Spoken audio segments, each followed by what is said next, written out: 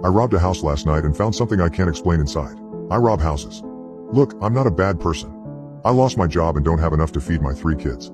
I only target big rich houses whose owners are clearly up to their ears in money. I don't break into houses with kids. Swing sets in the backyard is an immediate deal breaker. I don't carry a gun or any kind of weapon, because there's too much risk I'll get scared and hurt someone. This is just a temporary thing. For my wife. For my kids. To survive. My latest target was a huge mansion on the north of town. It was the perfect house to rob, placed at the end of a lonely road, far from neighbors and witnesses. And it was clear the owners had a ton of money. The house had all the extras, a captain's walk overlooking the front yard, a massive deck in the back, and several bay windows.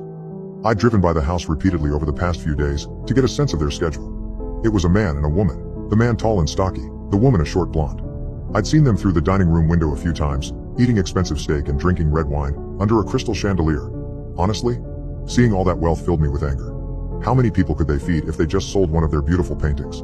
Or that painted vase that had its own table in the corner? I guess I'd soon find out.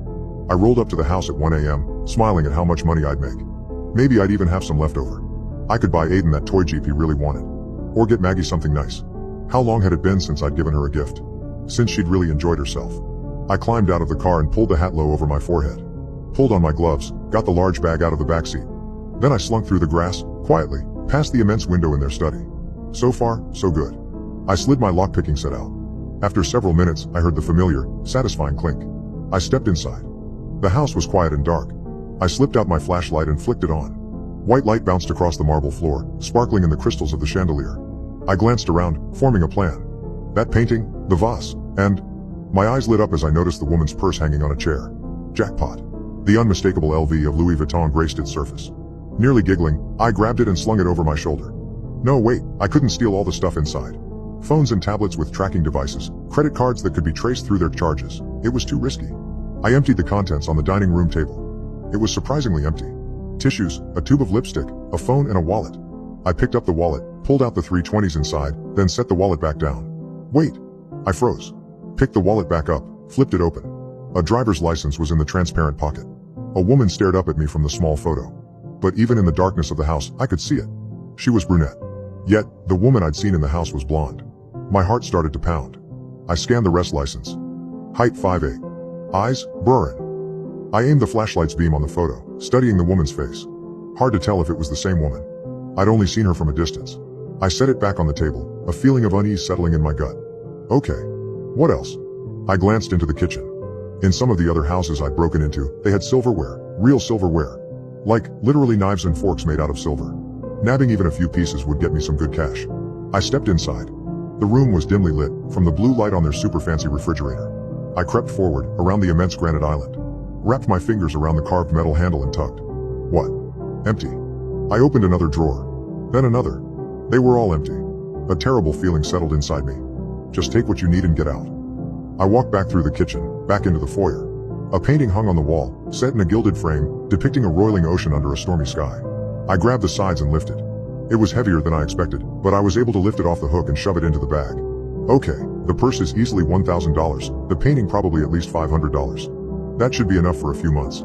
I turned around to leave, when my eyes caught on the vase. It sat in the corner, perched on a small table. No flowers in it, apparently it was too good for things that grew in the dirt. The neck and base were a beautiful shade of jade green. Tiny looping handles on either side sparkled gold, and in the center, a painted woman poured water from a jug. I walked over to it, my heart pounding in my chest.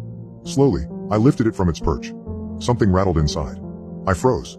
Every hair stood on end. I brought it up to my face, examining the woman, the curls of gold. Just leave it, the voice inside me screamed. You have enough, leave it, get out of here. I tipped it over, 2 nickels rolled out.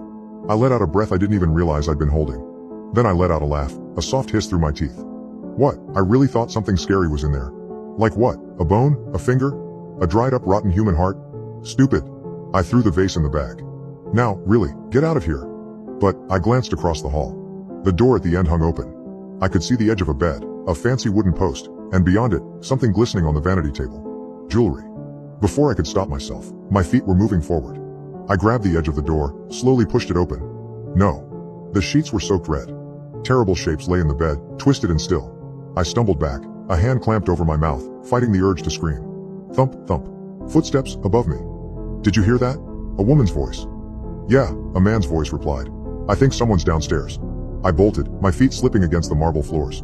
Leaving the stolen goods, I ran out of the house, across the front yard. I dove into the car, panting, and peeled out of there. I was right, it was the perfect house to rob. But somebody had gotten there first.